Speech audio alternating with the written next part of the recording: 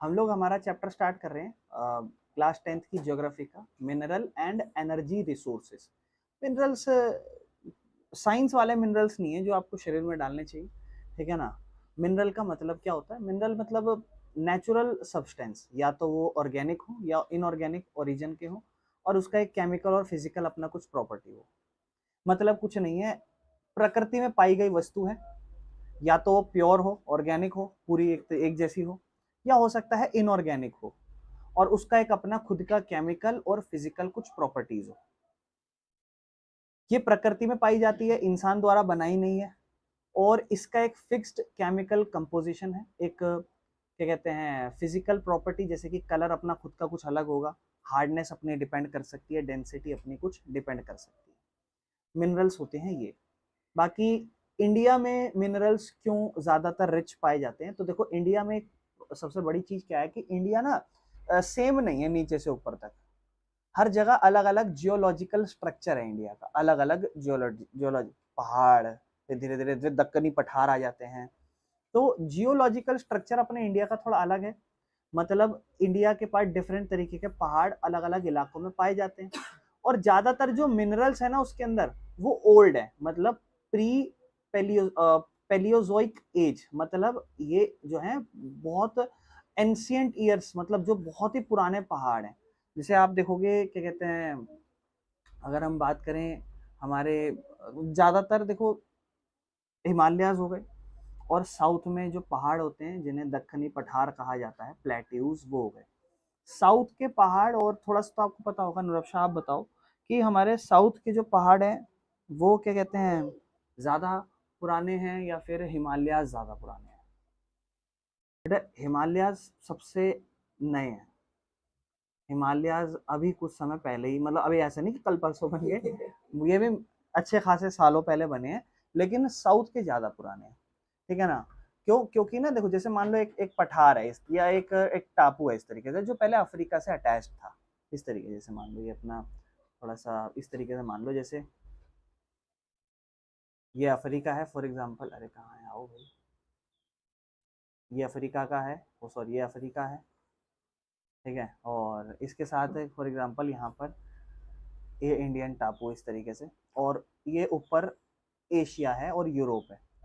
तो ये यहाँ से अलग हुआ, और धीरे धीरे धीरे धीरे धीरे धीरे इस टापू में जाके धूम धड़ाम धूम यहाँ पर जो लेयर बनी वो हिमालयाज बन गए, और इसके साथ जो खुद के अपने पहाड़ थे वो बहुत पुराने। सेम ये इस ऑस्ट्रेलिया के साथ हुआ करता था। ऐसा बताया जाता है कि हमारे जो पठार हैं, हमारे जो पहाड़ हैं, that is very similar to Australia के। तो फर्क है भैया, ऐसा क्यों, कैसे पता चला? जो प्रॉपर्टीज पाई गई है ना, केमिकल और फिजिकल, वो कुछ हद तक सिमिलर है हमारी और इंडिया की, सॉरी हमारी और ऑस्ट्रेलिया की। तो वो एक टाइम पे अलग जगह जाके बस गया, और हम थोड़ा ऊपर जाके इस तरीके से बस गए। एक्चुअल में हमारा जो पठार था वो था साउथ वालों वाला ही। हम नॉर्थ वाले पठार के साथ नहीं थे, मतलब नॉर्थ कॉन्टिनेंट से नहीं रहते थे। लेकिन ये इंडिया में जाके मिला, और यहाँ से सबसे नया जो जन्म हुआ वो हिमालयास का हुआ। तो ये जो पठार आपको इंडिया में पाए जाते हैं, इसमें मिनरल इसलिए पाए जाते हैं, पुराने पुराने पहाड़ हैं ये सब। और ये जो मिनरल्स हैं वो ज्यादातर, जो जो भी हम मिनरल्स देखते हैं, वो तीन तरीके के वैसे रॉक्स होते हैं: इग्नियस, मेटामॉर्फिक और सेडिमेंट्री। तो ये जो मिनरल्स हैं जनरली पाए जाते हैं इग्नियस रॉक के अंदर। इग्नियस रॉक बनता कैसे है? जैसे एक पहाड़ है, उसके अंदर लावा निकला, लावा निकल के बाहर बह गया या अंदर ही ठंडा पड़ जाए, तो उस वजह से जो मैग्मा ठंडा हो जाता था तो पहाड़ बनते थे, उसे इग्नियस रॉक कहा जाता है। या फिर ये मिनरल्स मेटामॉर्फिक रॉक से बने हैं।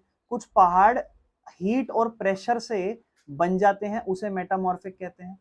और पेनिनसुलर प्लेट्यू रीजन, जो साउथ का जिसकी हम बात कर रहे हैं, जो बहुत ही ज्यादा पुराने ऑलरेडी पहाड़ बने हुए थे, उनसे उनके अंदर ज्यादातर यहाँ पर क्या कहते हैं मिनरल्स पाए जाते हैं, ठीक है ना। जो नॉर्थ का एलुवियल प्लेन कहते हैं, उसको इकोनॉमिकली यूजफुल नहीं है। एलुवियल प्लेन्स जो है ना, वो नदियों से बने हुए हैं, सैंड और सिल्ट से बने हुए हैं, जो मिनरल्स में रिच नहीं है। यानी कि अभी आप उत्तर प्रदेश में, बिहार में रहो थोड़ा सा, या दिल्ली में आप रहो, ये जितने भी आप बने हुए प्लेन देख रहे हो, ये एलुवियल कहलाते हैं। एलुवियल मतलब खेती बाड़ी के लिए बहुत बढ़िया उपजाऊ, सबसे ज्यादा फर्टाइल सॉइल होती है। पहाड़ थे, पहाड़ों से नदियां बही, नदी अपने साथ पत्थर लाई, कुछ टाइम बाद नदियों का बहाव भी धीमा हो जाता है। कभी जमुना नदी का पुल देखा हो, आप देखते हो नदी तो बहुत देर बाद में जाके बीच में आती है, उससे पहले जंगल बसने लग जाता है, या उससे पहले सूखा सूखा बहुत नजर आता है। या आपके गाँव में भी कोई बहुत बड़ी नदी होगी, आप देखोगे बीच में नदी बह रही होती है और इतनी सारी जगह अगल बगल में खाली पड़ी होती है। तो ऐसे ही कुछ साल तक ये जो जमीन है ना, ये सब जगह नदियां ही बहा करती थी, लेकिन कुछ टाइम पर आके ये जो जगह आप देख रहे हो ना, ये सब सूखती गई और नॉर्मल प्लेन्स बनते गए। तो ये जो प्लेन्स बने, ये पहाड़ों से जो पत्थर लाए गए, जो मिट्टी लाई गई, उनके द्वारा बनी। और इतने सालों तक ये जो मिट्टी थी पानी के अंदर थी, तो कितनी ज्यादा फर्टाइल होगी, उपजाऊ होगी खेती बाड़ी के लिए। ये जो है ना, इसका पैसों के तौर पर ना इनसे कहीं से सोना निकल रहा, ना चांदी निकल रहा, उसके लिए ये इकोनॉमिकली हमारे लिए बेनिफिशियल नहीं है। खेती बाड़ी के लिए दे आर मोस्ट यूजफुल, लेकिन ये इकोनॉमिकल तौर पर, मिनरल्स के तौर पर ये यूजफुल नहीं है। एलुवियल सॉइल जो हमारे नॉर्थ में पाई जाती है, ठीक है ना। आगे चलते हैं। मिनरल का फायदा क्या है? देखो, अगर इंडस्ट्री का विकास होना है तो उसका बेस ही टाटा स्टील, आयरन, जो भी स्टील इंडस्ट्री है, टिस्को, इस तरीके से। तो ये इंडस्ट्रियल डेवलपमेंट होना, उसका बेस यही होता है। भाई इनको आप इंडस्ट्रियों में यूज करते हो, संसाधनों को, मिनरल्स को, इन्हीं से आप बिजली का उत्पादन करते हो, इन्हीं से आप कंस्ट्रक्शन और ट्रांसपोर्ट करते हो, ठीक है ना। और ये बहुत ज्यादा मशीन और टूल्स के लिए जरूरी है। बिना मिनरल के इंडस्ट्री की डेवलपमेंट पॉसिबल ही नहीं है। लेकिन मिनरल कितने प्रकार के होते हैं? मिनरल समझा, मिनरल में थोड़ा बहुत जानकारी ली, और अब हम बात कर रहे हैं कि मिनरल के जो रिसोर्स हैं वो कितने टाइप्स के हैं। कहता है मिनरल को आप उनके केमिकल और फिजिकल प्रॉपर्टी के हिसाब से डिवाइड कर सकते हो। वैसे तो दो टाइप के होते हैं, एक धातु वाले और अधातु वाले मिनरल्स। मेटेलिक मिनरल्स, जिनके अंदर मेटल ज्यादा पाया जाएगा, जैसे आयरन ओर। आयरन ओर मतलब आयरन होगा लेकिन उसके अलावा कुछ और पार्टिकल्स भी मिक्स होंगे। कॉपर हो गया, सोना हो गया, बॉक्साइट हो गया, बॉक्साइट हिंदी में कहा जाता है। ये मेटेलिक मिनरल्स हैं, और इसको आप और डिवाइड कर सकते हो अगर चाहो तो। यानी कि अगर आप मिनरल की बात करोगे तो दो तरीके के हैं, मेटेलिक और नॉन मेटेलिक। और मेटेलिक और अपने आप में डिवीजन रख रहे हैं। एक है फेरस, ऐसे धातु जिनके अंदर लोहा पाया जाता है, ठीक है ना। ये आयरन और स्टील इंडस्ट्री के लिए बहुत जरूरी है। Example iron ore, manganese, chromite, इस तरीके से नाम याद रखना जरूरी है। Ferrous means iron. और कुछ होते हैं नॉन फेरस। फेरस मतलब जिनमें लोहा पाया जाएगा, ऐसे धातु। और नॉन फेरस मतलब धातु तो ये भी हैं, लेकिन इनमें लोहा नहीं होगा, इनके अंदर आयरन नहीं होगा, जैसे copper, bauxite, lead, zinc. Science में आप इन सब चीजों को जानते हो। फिर इसके बाद आता है नॉन मेटेलिक में, अगर हम बात करें तो, ठीक है ना। These minerals do not produce metals. ये ऐसे मिनरल है जिनमें मेटल्स नहीं है, जैसे फ्यूल वाले मिनरल्स। ये ऑर्गेनिक ओरिजिन से निकल रहे हैं, ठीक है ना। अब फ्यूल कैसे बना था, छोटी क्लासों में अभी अभी कुछ टाइम पहले हमने कार्बन एंड इट्स कंपाउंड में पढ़ा है क्या, फॉसिल फ्यूल के बारे में। जो आप जितना भी पढ़ रहे थे, जो फॉर एग्जांपल कोई भी फॉसिल फ्यूल, जैसे कोई भी कोयला हो गया या कोई भी पेट्रोलियम हो गया, ये सब कहाँ से, कोयला कहाँ से निकला? जमीनों से। जान पेड़, वो पेड़ पौधे हैं, हीट वेट पड़ती है, पेड़ पौधे फोटोसिंथेसिस प्रोसेस करते थे, कार्बन स्टोर करते थे अपने अंदर। साइंस की बात बता रहा हूँ, कार्बन स्टोर करते थे, मर गए, दफन होते गए, और हीट बड़ी धीरे धीरे और नीचे दफन होते गए, होते गए बसेरा नया बना। एक टाइम बाद लोगों ने खोद के देखा, पेड़ पौधे तो नहीं निकले, वो हीट और एक्सट्रीम प्रेशर से कोयला बन गए। सेम यही पानी के अंदर हुआ। पानी वाले जानवर दफन होते गए नीचे, उनको जब उखाड़ा तो वहां से पेट्रोल निकला, पेट्रोलियम। तो ये ऑर्गेनिक ओरिजिन से है, मतलब ये जो है, जब प्लांट्स एंड एनिमल बरीड हो गए थे, दफन हो गए थे, उन्हें फॉसिल फ्यूल कहते हैं। तो नॉन मेटेलिक में फ्यूल वाले मिनरल, जिनमें कोयला, पेट्रोल, नेचुरल गैस आती है। लेकिन फिर इनऑर्गेनिक ओरिजिन से माइका, लाइमस्टोन और ग्रेफाइट, ये नॉन मेटेलिक है, लेकिन ये इनऑर्गेनिक है। मतलब नॉन मेटेलिक जो है ना, उसको आप दो पार्ट में डिवाइड कर सकते हो, ऑर्गेनिक और इनऑर्गेनिक। इसके अंदर क्या, कोयला, पेट्रोलियम, नेचुरल गैस, और इसके अंदर लाइमस्टोन, ठीक है ना। और क्या क्या नाम था, जो है पढ़ लो, माइका, ग्रेफाइट, ठीक है।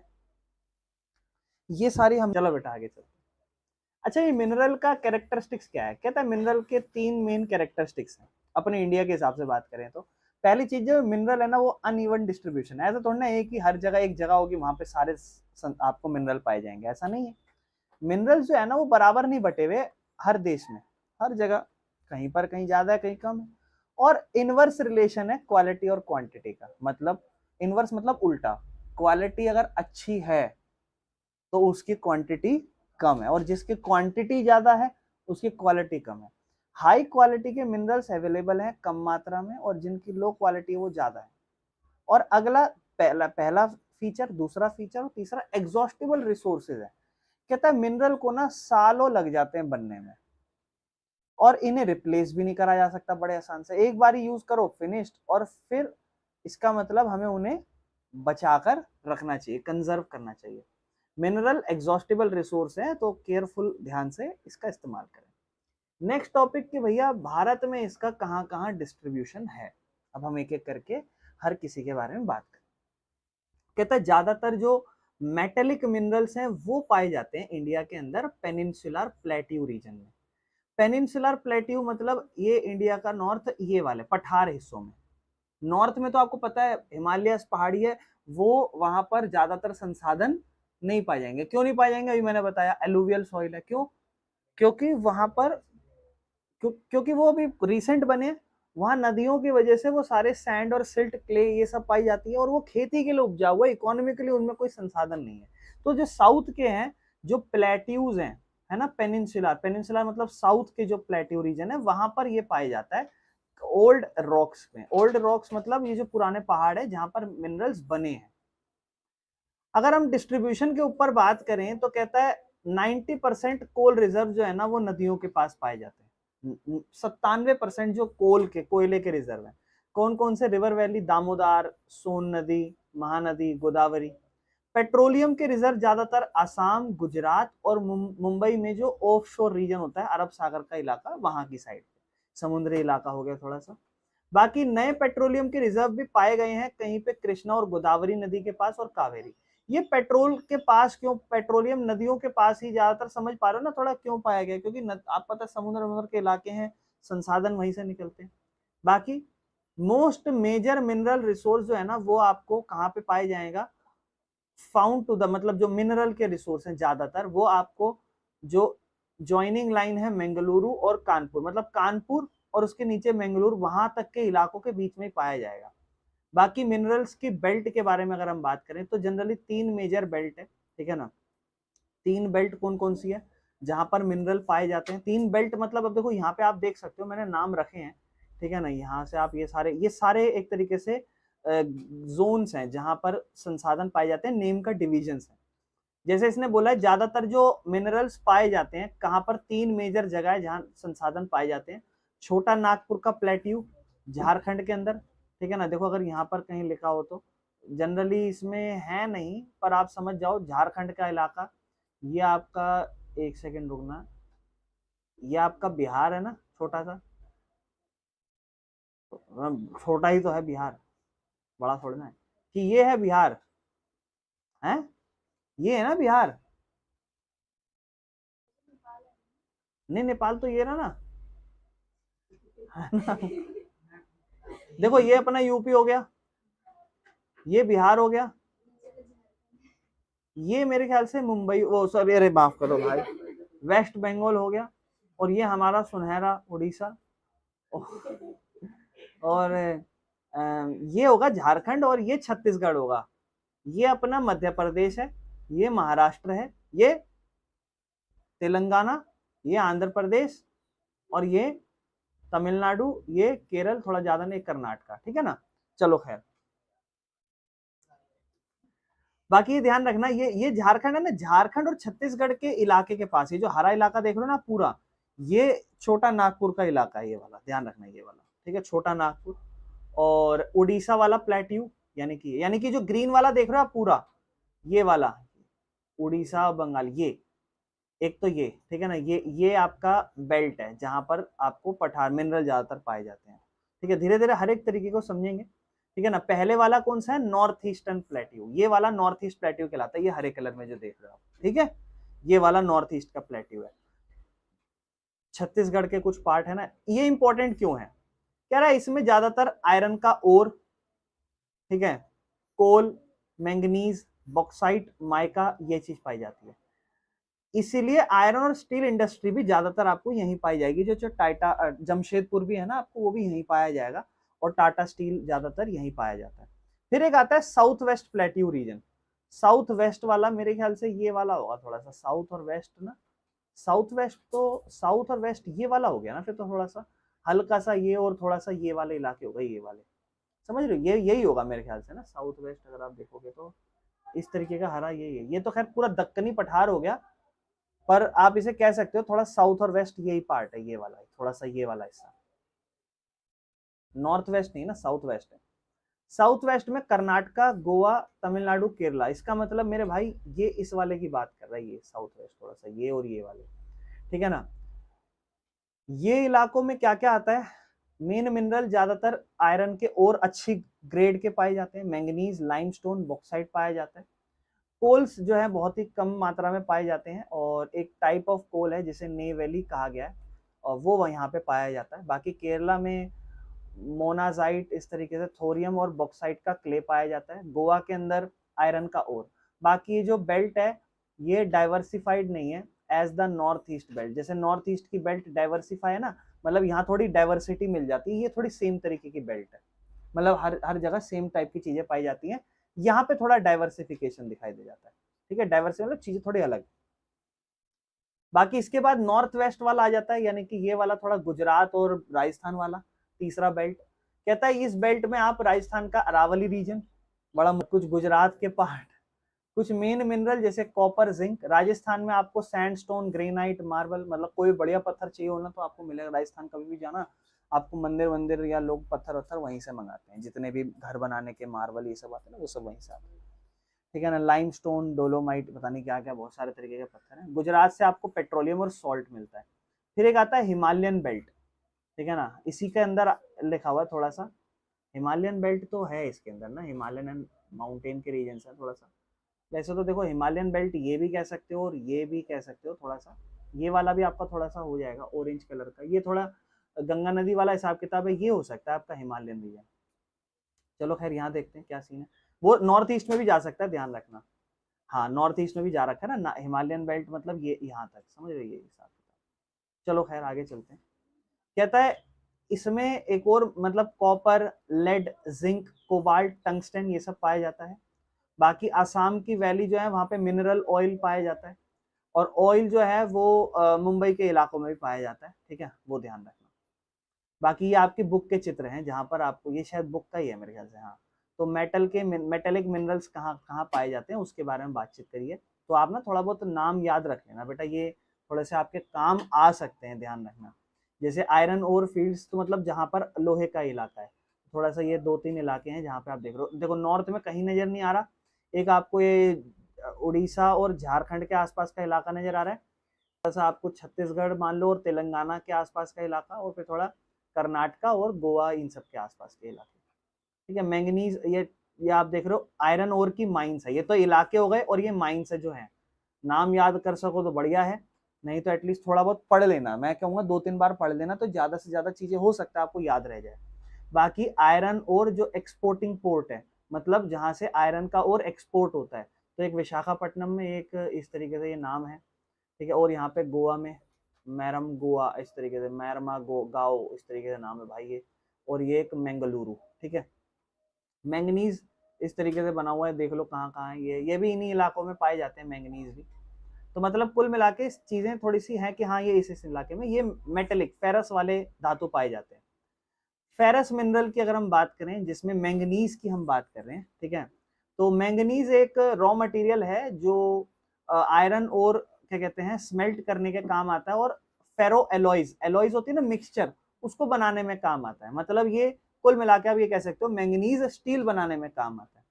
मैंगनीज जो है वो बहुत सारे जियोलॉजिकल फॉर्मेशंस के अंदर पाया जाता है, लेकिन ज्यादातर ये जो है धारवार सिस्टम ऑफ रॉक के साथ एसोसिएटेड है। धारवार रॉक मतलब बहुत ही ज्यादा पुरानी और रिच रॉक्स जो पेनिनसुलर इंडिया की है, ठीक है ना। तो ये कुछ कुछ इलाके मैंने रख दिए जहां मैंगनीज आप देख सकते हो, हालांकि, और ये धारवार ये जगह है, ठीक है, ये ध्यान रखना, हो सकता है क्वेश्चन आ जाए, ठीक है ना। और यहाँ भी धारवार ही लिखा हुआ है, मतलब यहाँ ज्यादातर ये 2 मेनली लोकेटेड एरियाज है जहाँ पर ज्यादातर मैंगनीज पाए जा सकते हैं, ठीक है ना। मतलब पुराने पहाड़ हैं बहुत ज्यादा, ठीक है ना, बहुत ही ज्यादा पेनिनसुलर इंडिया के, तो 2-3 लोकेशंस हैं, ये आप ध्यान रखना, ठीक है। इसके बाद मेजर प्रोड्यूसर कौन है मैंगनीज के, इनसे सवाल आ सकता है, तो ध्यान नाम याद रखना, मध्य प्रदेश और उड़ीसा, ये लीडिंग प्रोड्यूसर है। ठीक है, इंपॉर्टेंट मैंगनीज के एरिया, तो ओडिशा के अंदर ये कुछ इलाके, तो भैया नाम याद रखना थोड़ा सा इंपॉर्टेंट, देखो इसलिए ज्योग्राफी थोड़ा कॉम्प्लिकेटेड हो जाएगी, नाम याद रखना, आपको कहीं से भी आ जाए तो, बाकी प्रीवियस ईयर और सैंपल पेपर से थोड़ा ज्यादा क्लैरिटी मिलेगी, लेकिन सवाल कहीं से भी आ सकते हैं। बोनई, केंदुझर, सुंदरगढ़, गंगपुर, कोरापुट और कालाहांदी, इस तरीके से बोलनगीर, ये कुछ पार्ट हैं, ठीक है ना, जो आयरन बेल्ट के ही पार्ट है, मतलब यहाँ लेकिन पाया यहाँ मैंगनीज जा रहा है। मध्य प्रदेश में बालाघाट, छिंदवाड़ा, निमार, मांडला, झाबुआ, कर्नाटका में धारवाड़, बल्लरी, बेलागावी, नॉर्थ कैनरा, इस तरीके से नाम ये है, चिक्कमगलुरु, शिवमोगा, चित्रदुर्गा और तुमाकुरु। क्या बोले, देखो अजीब नाम आए तो थोड़ा समझ लेना, कर्नाटका साउथ के नाम है। और क्या कहूँ मैं, महाराष्ट्र में नागपुर, भंडारा ही होगा ये, रत्नागिरी। ये जो माइंस हैं ये स्टील के प्लांट से दूर हैं, तो ये थोड़ी डिसएडवांटेज है हमारे लिए। क्यों? क्योंकि मैंगनीज के प्लांट से, यहाँ से मैंगनीज निकल रहा है जो किसको बनाने में काम आ रहा है, स्टील को, तो थोड़ा सा प्रॉब्लम हो जाता है। बाकी कुछ माइनर प्रोड्यूसर भी हैं, तेलंगाना, गोवा, झारखंड, यहाँ भी थोड़ा बहुत हिसाब किताब चलता है। ठीक है ना, तो ये कुछ फेरस का हमने एक एग्जाम्पल पढ़ा जिसमें हमने मैंगनीज की बात करी। ठीक है, कोई दिक्कत तो नहीं है बेटा, चलो आगे चलते थोड़ा सा। इसके बाद कहता है नॉन फेरस मिनरल। तो देखो इंडिया जो है ना वो ज्यादा रिच नहीं है नॉन फेरस में, सिर्फ बॉक्साइट यहाँ ज्यादा मिलता है, तो यानी कि आप ऐसा कह सकते हो कि कौन सा ऐसा नॉन फेरस मिनरल है जो इंडिया में ज्यादा पाया जाता है, यानी कि बॉक्साइट। नॉन फेरस मतलब जहाँ पे ज्यादातर आयरन ना हो, ठीक है ना। बाकी बॉक्साइट मेरे ख्याल से उड़ीसा में ही है प्रोडक्शन इसकी, 2017 से 18 में कितनी प्रोडक्शन है बॉक्साइट की। बॉक्साइट ज्यादातर आयरन मेन ओर है जो एल्यूमिनियम को बनाने में काम आता है, और मेनली ये टेरिजरी डिपॉजिट्स के अंदर पाया जाता है, या लेटराइट रॉक्स जहां ओडिशा में पाई जाती है वहां पे पाया जाएगा।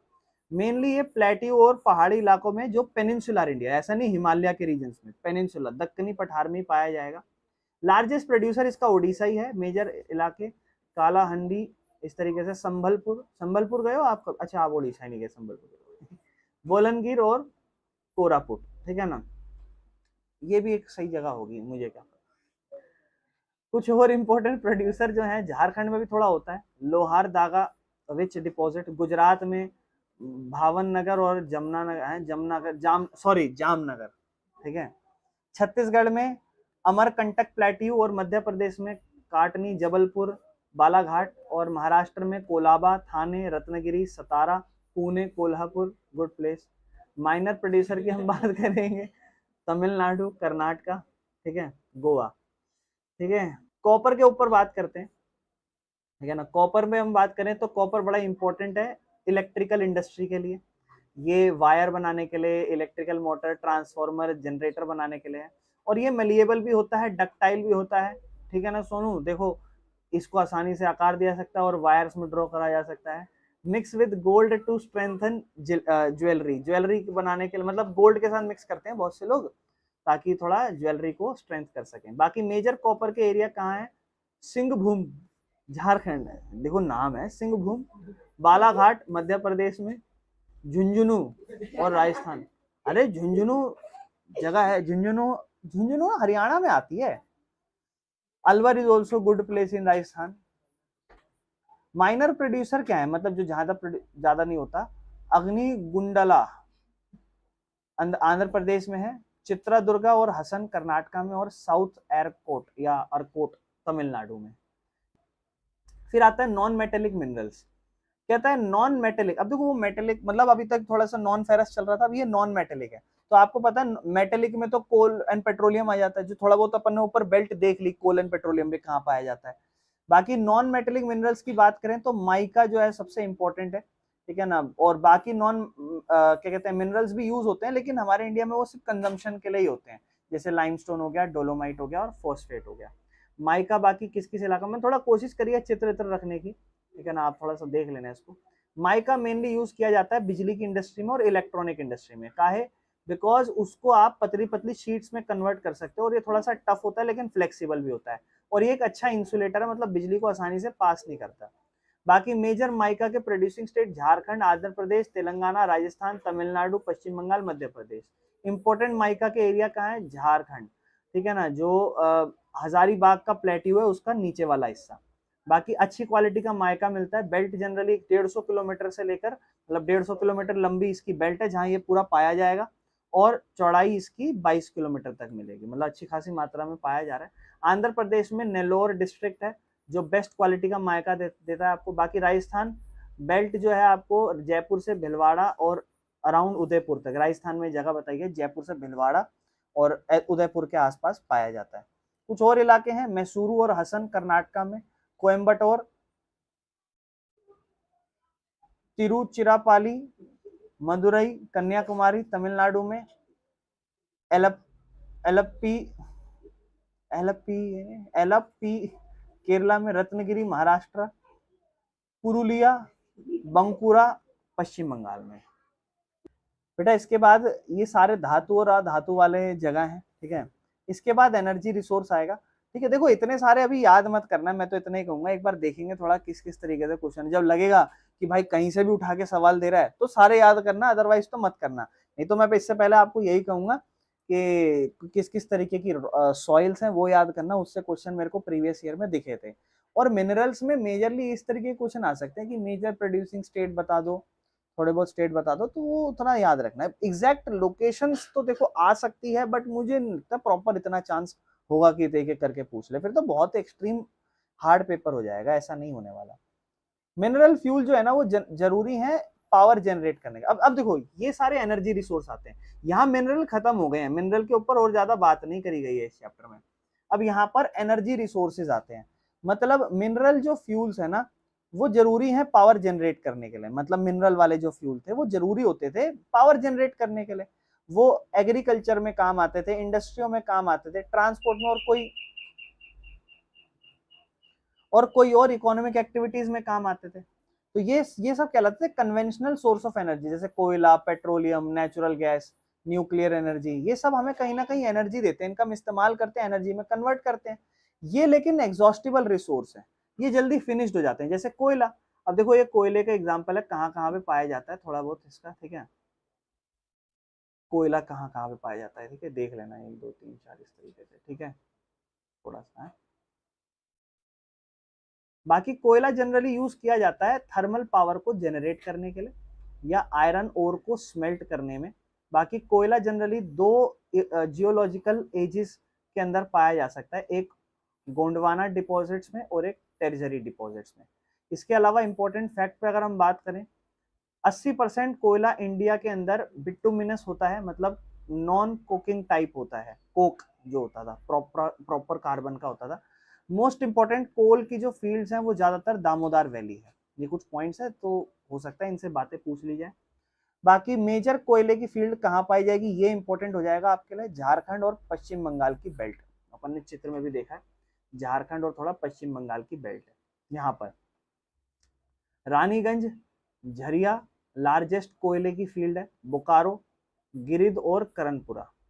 और कुछ इंपॉर्टेंट इलाके भी हैं जैसे सिंगरौली मध्य प्रदेश और उत्तर प्रदेश में, कोरबा छत्तीसगढ़ में, और तालाचेर और रामपुर ओडिशा के अंदर, चंदा और वर्धा, कामती और बंदेर महाराष्ट्र के अंदर, और ये सिंगरेनी बदानी जो भी है सिंगरेनी करके है, पांडुर आंध्र प्रदेश में। ये कुछ इलाके हैं इंपॉर्टेंट।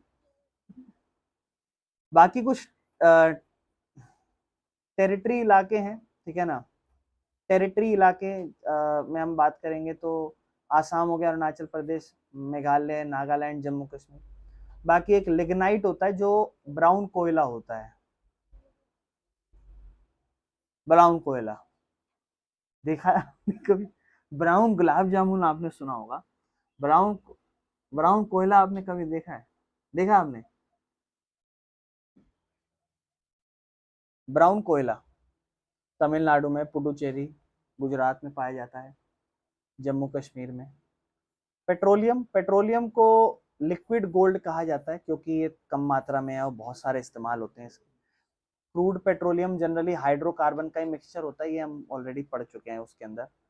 और ये सेडिमेंट्री रॉक में पाया जाता है, ध्यान रखना, क्योंकि ये नदी के आसपास ही बनते हैं सेडिमेंट्री रॉक कुछ कुछ। नीड रिफाइनिंग बिफोर यूजर, और अगर आप इस्तेमाल करो तो भैया इसे रिफाइन करो, मतलब पेट्रोलियम है ना, सीएनजी अलग करो, पेट्रोल अलग करो, डीजल अलग करो। बाकी पेट्रोलियम के गाड़ियों में इस्तेमाल होते हैं, ट्रेनों में इस्तेमाल होते हैं, एयरक्राफ्ट, फर्टिलाइजर में इस्तेमाल होता है, सिंथेटिक रबड़, synthetic fibre, medicine, lubricant, wax, soap, cosmetics, हर जगह इस्तेमाल होता है। मेजर प्रोड्यूसिंग एरिया कौन से हैं? आसाम है, ध्यान रखना, पेट्रोलियम का। दिग्बोय, नहर कतिया, मोरन। दिग्बोय सबसे पहला ऑयल प्रोड्यूसिंग रीजन था। इस टाइप के क्वेश्चन आ सकते हैं, है ना। गुजरात में अंकलेश्वर, कलोल, महसाना, नवागम, कोसंबा, लुनेज। मुंबई में, मुंबई हाई इलाके, मतलब थोड़ा सा वो अलग साइड जो उस तरफ है। ऑफशोर ऑयल का अलग से फील्ड बना रखा है मुंबई में, जो डिस्कवर हुआ था 1973 में, और प्रोडक्शन इसके अंदर 1976 से शुरू करी थी। ईस्ट के कोस्टल इलाकों में बात करें तो कृष्ण गोदावरी बेसिन और कावेरी के बेसिन पे। ये नाम हम ऑलरेडी ऊपर भी पढ़ चुके हैं जब हम पेट्रोलियम की बात कर रहे थे। रिफाइनरीज कुछ नहीं है, क्रूड ऑयल को रिफाइन करा जाना चाहिए पहले इस्तेमाल करने के लिए। कहता है दो तरीके की रिफाइनरी है, जहां पे एक फील्ड बेस्ड रिफाइनरी हो रही है और एक मार्केट बेस्ड रिफाइनरी हो रही है। फील्ड बेस्ड रिफाइनरी दिग्बोय में होती है, और मार्केट के बेसिस पे जो रिफाइनरी होती है वो बरौनी के अंदर होती है। नेचुरल गैस की बात करें तो नेचुरल गैस जनरली पेट्रोलियम के डिपॉजिट्स में ही पाया जाता है, और थोड़ा सा ऐसा समझे जैसे मान लो ये पेट्रोलियम का यूज है और उसके ऊपर ही जो थोड़ा सा स्पेस होता है वही नेचुरल गैस का स्पेस होता है। जो 8th क्लास में कभी देखोगे ना, या कोई चित्र देखोगे ना, जब भी कभी फॉर एग्जांपल नीचे पेट्रोलियम पाया गया तो उसके ऊपर जो गैस फॉर्म्ड हो रखी होती है ना, वही नेचुरल गैस होती है।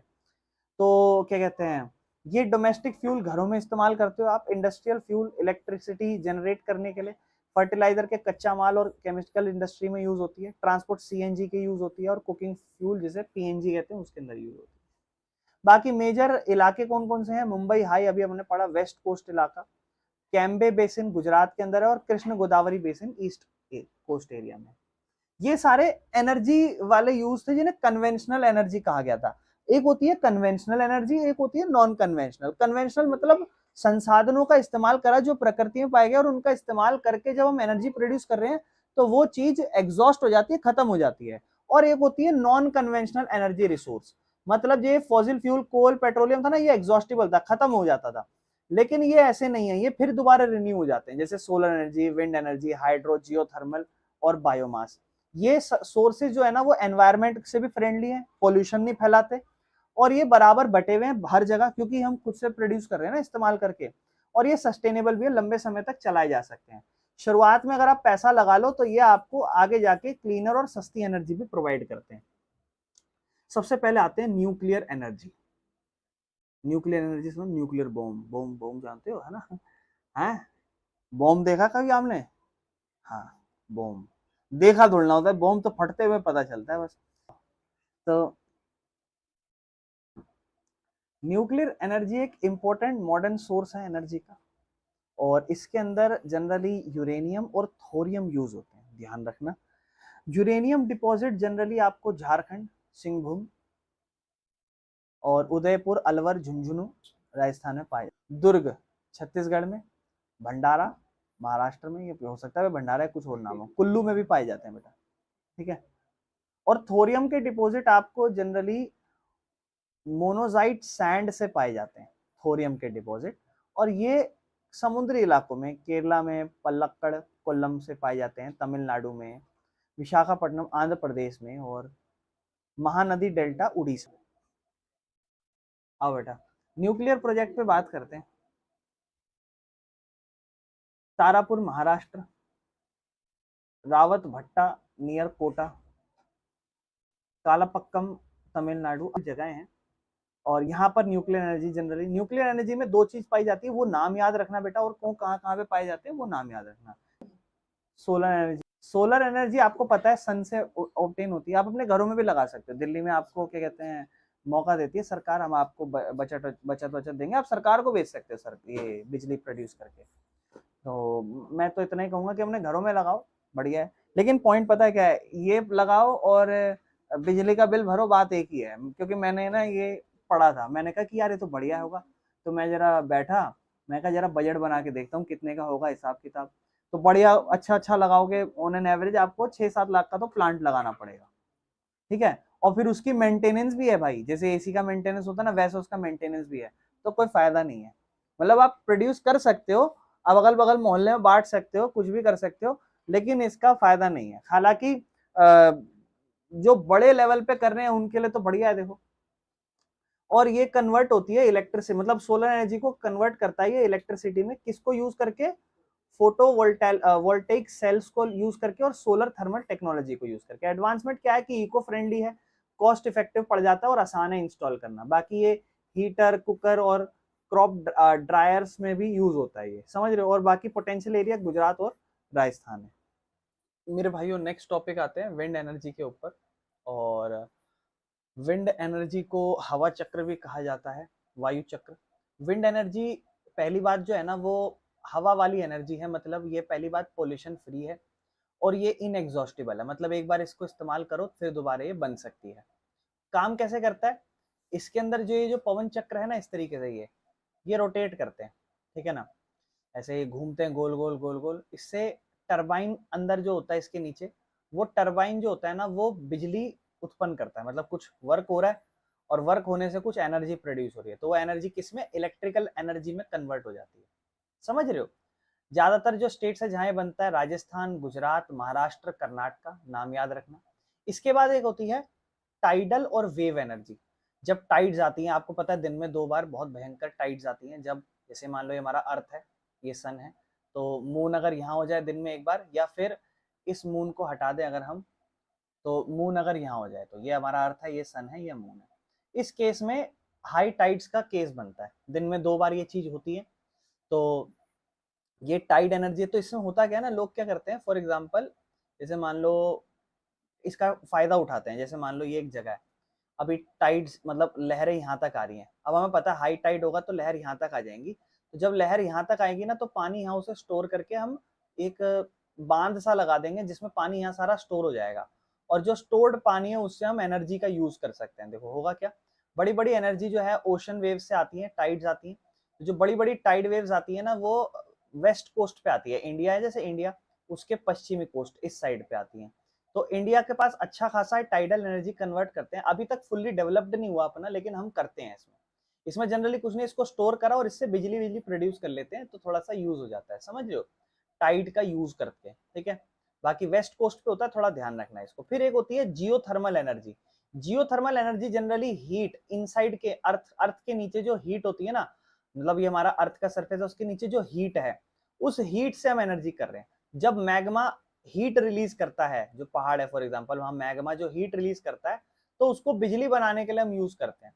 जो हॉट स्प्रिंग और गीजर्स हैं वो यूज किए जाते हैं इस पर्पस के लिए। इंडिया में जो जियोथर्मल प्लांट है वो कहाँ है? मणिकरण, हिमाचल प्रदेश के अंदर। फिर अपना नेक्स्ट टॉपिक आता है last, bio energy. Bio energy एक ऐसी एनर्जी है जो आप जैसे मान लो वही होता है ना गड्ढा, इसके अंदर आप सारा ऑर्गेनिक वेस्ट, जानवरों का वेस्ट है ना, म्युनिसिपल वेस्ट या कोई इंडस्ट्री का वेस्ट, जो भी है, जो भी नेचुरल वेस्ट है, ऑर्गेनिक वेस्ट है, उसको आप सारा इसके अंदर डालते हो और उसको फिर कन्वर्ट किया जाता है इलेक्ट्रिसिटी, हीट और कुकिंग गैस के अंदर यूज किया जाता है। फायदा ये, इससे पोल्यूशन कम होता है। जो वेस्ट है आपका वो कहीं ना कहीं कुछ और चीज बनाने में काम आ गया, ये वेस्ट मटेरियल का यूज हो जाता है और ये सेल्फ रिलायंस है। एग्जाम्पल ओखला के अंदर वेस्ट टू एनर्जी प्रोजेक्ट है दिल्ली के अंदर, ठीक है बेटा। इसके बाद लास्ट टॉपिक है इस चैप्टर का कि ये मिनरल के जो संसाधन है इनको कैसे बचाया जा सकता है, कैसे हम बचाएं। तो बोलते हैं जो मिनरल है ना ये एग्जॉस्टिबल है, खत्म हो जाते हैं, तो आपको भाई इनका सस्टेनेबल डेवलपमेंट करना चाहिए। सस्टेनेबल डेवलपमेंट क्या होती है, हम शुरुआत से पढ़ते आ रहे हैं, ऐसा विकास जहां विकास भी हो और भविष्य के लिए, फ्यूचर जनरेशन के लिए संसाधन बचा भी रहे। तो जब भी आप संसाधन का इस्तेमाल कर रहे हो, केयरफुली इस्तेमाल करो, वेस्ट को जो है कम से कम करने की कोशिश करो और रिसाइकल करो जो भी चीज हो सकती है। और सब्सटीट्यूट यूज करो, जो संसाधन आपके पास कम है उसका सब्सटीट्यूट ढूंढो। और एक्सपोर्ट करो रेयर मिनरल जो है, मतलब जो भी रेयर मिनरल है ना उसको कंट्रोल करो, उसका जो एक्सपोर्ट है। Important last line, mineral resource जो है ना उसको बचा के रखना चाहिए ताकि फ्यूचर जनरेशन के लिए ज्यादा से ज्यादा चीजें अवेलेबल रहे। और बेटा यहाँ पर हमने खत्म कर दिया है हमारा मिनरल्स एंड एनर्जी वाला चैप्टर, ठीक है। इसके बाद इसके क्वेश्चन आंसर्स को डिस्कस करेंगे, ठीक है जी।